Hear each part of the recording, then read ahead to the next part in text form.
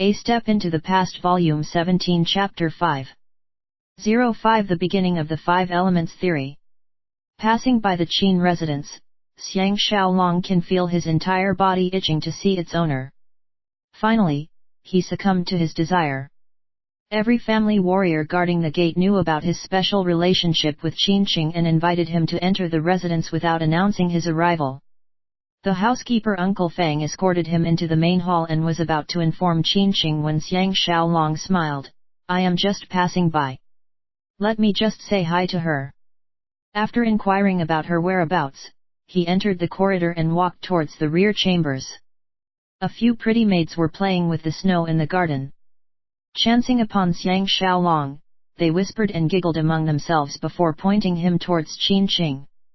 Crossing over the door ledge into the eastern chamber, he saw Qin Qing leaning towards the table at an angle. Dressed in a pale green dress and a purple shawl embroidered with phoenixes, her hair was tied up neatly in a bun with a few strands of hair hanging loosely.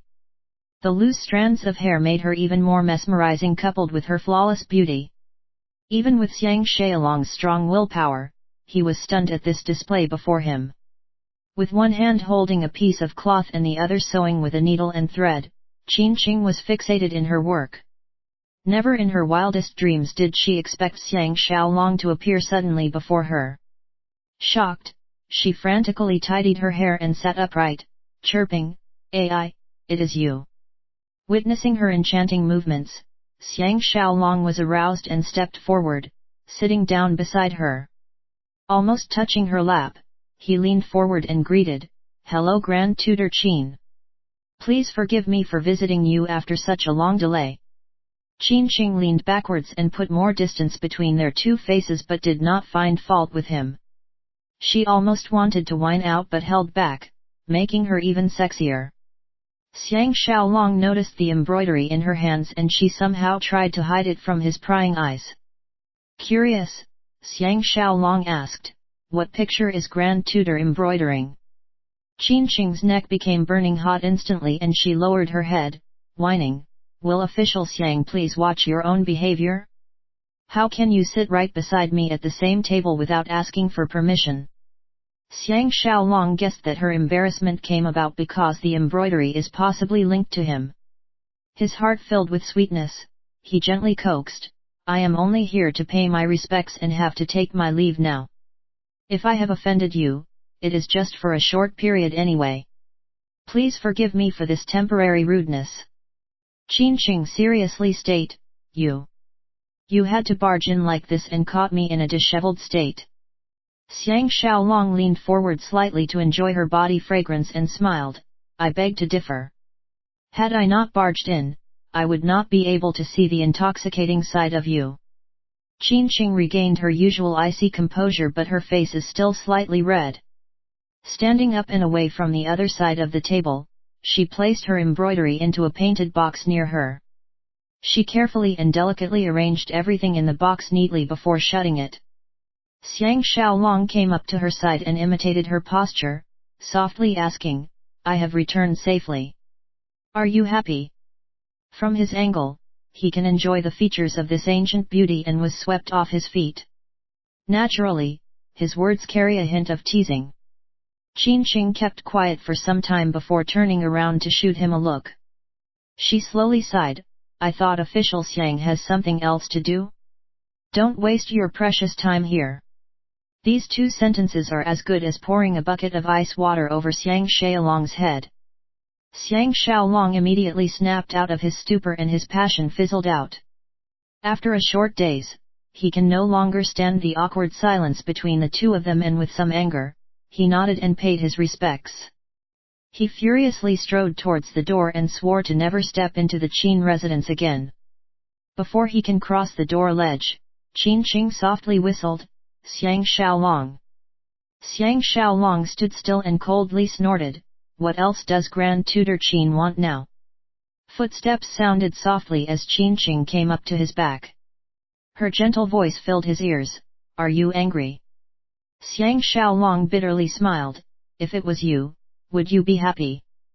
Qin Qing went around him to his front and plainly stated, "Of course not, but do you realize that your behavior is simply disrespectful?"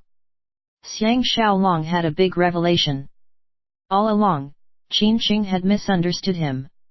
As she has many spies in the palace, she must have thought that he and Zhu Ji share a special relationship which makes Zhu Ji support him wholeheartedly. She was mistaken that he had used his charm to seduce Zhu Ji and despised him for that. Therefore, she becomes cold and unfeeling towards him. He shook his head and smiled bitterly. Grand Tutor Qin thinks too lowly of me. Forget it. You are free to believe whatever you wish. I am used to being misunderstood by you anyway. Ignoring her wailing, he left the Qin residence in a huff. Just as he left the Qin residence with the 18 guardians, he ran headlong into Ying Ying and several of her female warriors. Both their entourage stopped beside the main road. With a guilty conscience, Ying Ying awkwardly greeted, "Hello official Xiang. Why didn't you visit me despite having returned such a long time ago?" Xiang Xiaolong is in a bad mood and he knew that Ying Ying is still fooling around with Guanzongzi. Unwilling to humor her, he coldly replied, "Will you be free if I visited you?" Paying no further attention to her, he slapped his horse and left. Back at the Wu residence, he quickly searched for Ji Yanran. Talented Lady Ji had just completed her 2 favorite tasks, taking a short nap and having a hot water shower after the nap. Smelling sweetly, she was seated on a small armchair and leaning on a soft cushion. She was slightly covered by a light blanket and was reading quietly. A jade flute was resting on her bosom and it was a sight to behold. Seeing her, Xiang Xiaolong forgot all the unhappiness he encountered today and slipped into her blanket and her bosom without her consent. Ji Yanran smilingly put down her book and allowed Xiang Xiaolong to soak in her fragrance. She slowly asked, "What problems did you have today? You have such a long face." Xiang Xiaolong let out a comfortable sigh and explained to her about Lu Bue hanging 1,000 taels of gold at the city gates. Ji Yanran furrowed her brows slightly and crossed her legs. Pushing some loose strands of hair behind her ears, she simply replied, "This is a powerful method by Lu Bue to create the impression that he is the new saint. It is not impossible to counter him. Ai! Can you please stop kissing me there? How can I think straight with this distraction?" Xiang Xiaolong moved his greedy lips away from her neck and sat upright unwillingly. Scrutinizing her well-defined eyes, he cheered, "I knew you would have a good plan." Ji Yanran shot him a look and her eyes twinkled with joy. She added, "I have read the Spring-Autumn Annals of Lu and it is truly a masterpiece. Its only loophole is that it is heavily plagiarized from the works of others. Compared to Godfather, he is way below. Its weakness is its impracticability. If I recite his 5 elements theory, Lu Bue's work will seem like child's play." Xiang Xiaolong frowned, "I thought Godfather's work is just something used to predict the future? How can it be used to counter the annals?" Leaning into his bosom, Ji Yanran cutely giggled, "Hubby is so muddle-headed and adorable at the same time. Lu Bue is promoting his annals to portray himself as a new saint and suppress the influence of the Qin king over the population. All we need to do is to explain the theories of the 5 elements. For example, Zhou is fire element and Qin is water element. Water extinguishes fire, so Qin will unite the world for sure. We will immortalize Crown Prince into the leader of the era and Lu Bue can only pale in comparison." Xiang Xiaolong was ecstatic and carried the fragrant and helpless Ji Yanran in his arms, laughing, "Talented Lady Ji shall now accompany me into the palace." Ji Yanran protested, "I am so relaxed now, can we enter the palace tomorrow instead?" Xiang Xiaolong laughed, "No. The wife should follow her husband. Talented Lady Ji must leave with me immediately." While they are still bickering, Tian Zhen came to report that Qin Qing is here. Ji Yanran struggled out of his bosom and kissed him, "You go ahead and welcome Sister Qin. I need to get changed in order to enter the palace with you. After all, it is just my luck to marry a husband like you." Laughingly, she slipped away. When Xiang Xiaolong stepped into the main hall, Qin Qing is seated with her back to the scenic garden that was covered with a blanket of white snow. It was an elegant portrayal that highlights her aristocracy and purity. Coming up to her back, Xiang Xiaolong was feeling apologetic, knowing that he had been too narrow-minded, causing her to come all the way here to find him. He lightly apologized, "I'm sorry." Qin Qing's delicate frame trembled slightly and she took 2 deep breaths to suppress her emotions. In a peaceful manner, she declared, "Xiang Xiaolong. The reason I come all the way here today is to clarify something with you." All Xiang Xiaolong wanted to do was to grab her tender shoulders and pull her into his bosom, but Qin Qing has this aura of innocence and purity that creates an intangible gap between them, forcing him to resist this temptation. He sighed, "If you are here to appease me with some insincere words, you can save it.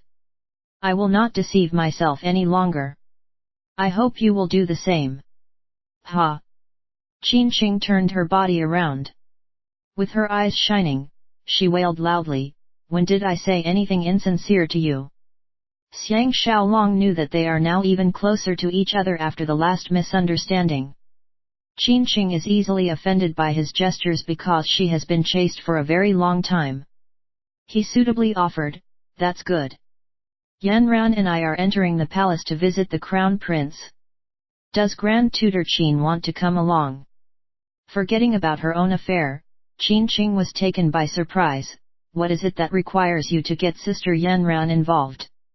Ji Yanran happened to come up to them in her outdoor clothes. Speaking as they walked, they boarded the horse carriage and entered the palace. Everyone of importance in Xiao Pan's circle of trust was assembled in the imperial study.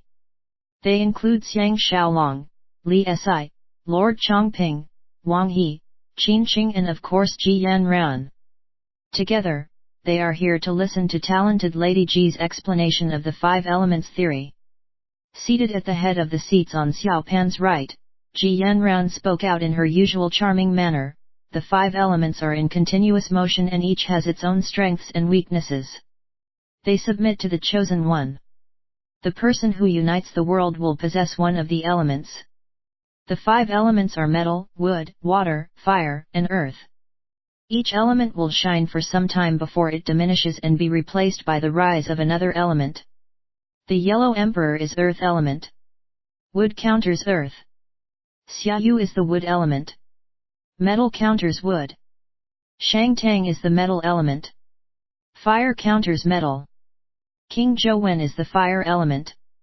Now, the Zhou dynasty is in decline. The next element to come into power is the water element, which counters the fire element."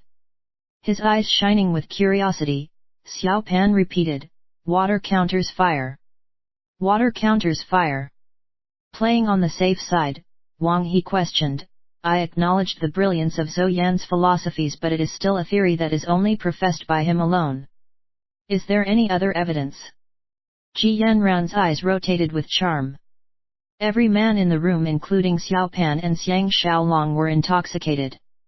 As if she is stating a fact, Ji Yanran explained, "The 5 elements have already been mentioned in the Book of Shang. Water nourishes, fire burns, wood crafts, metal tools, earth constructs. Since the ancient times, there have been 6 gases and 5 solids.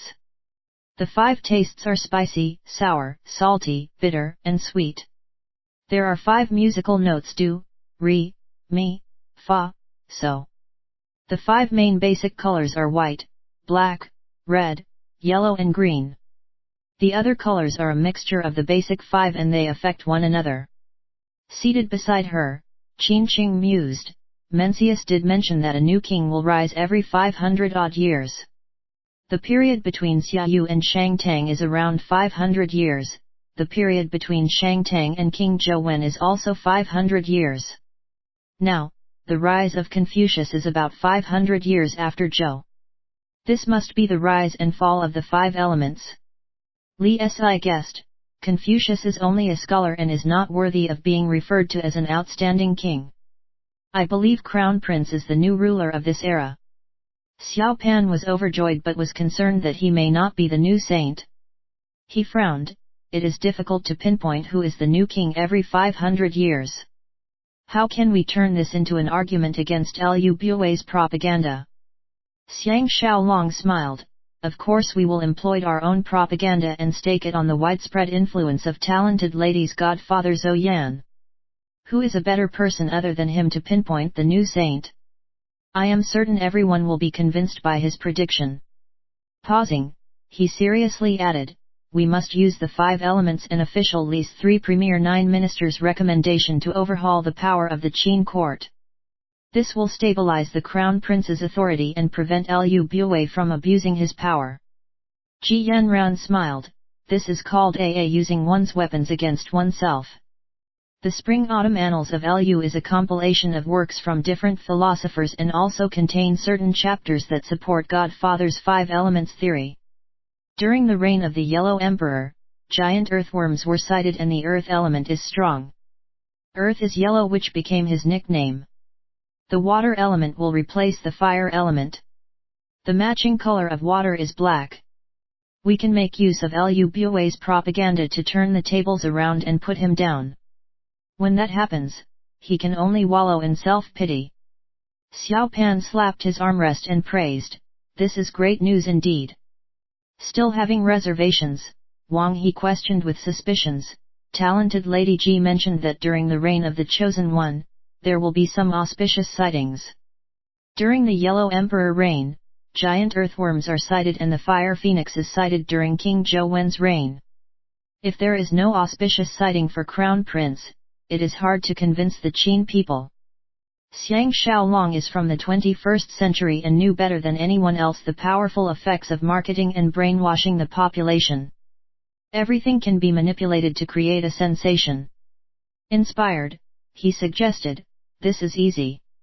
When the Crown Prince is crossing a river, we will create a black dragon that will appear in the water. It will be exactly like the Loch Ness Monster. Hey! It's nothing. The dragon only needs to reveal its head and back to be regarded as an auspicious sign for the Crown Prince. After that, everything impossible will become possible. Lord Chongping frowned, talk is cheap. If we are discovered, we will be the laughing stock of the world. Xiang Xiaolong recalled that Zhou Wei's elder brother Zhou Liang is a boat expert and the mechanical experts of Ji Yanran's state of Yu. He laughed, leave this to me. The black dragon only needs to move a bit and sink back into the water to accomplish our mission. I guarantee that no one will see through this ruse. Xiao Pan burst out laughing, I shall have to bother Grand Tutor then. Facing Ji Yanran, he continued, if I am the chosen one, there must be other accompanying evidence. Please help me see to this and act according to plan.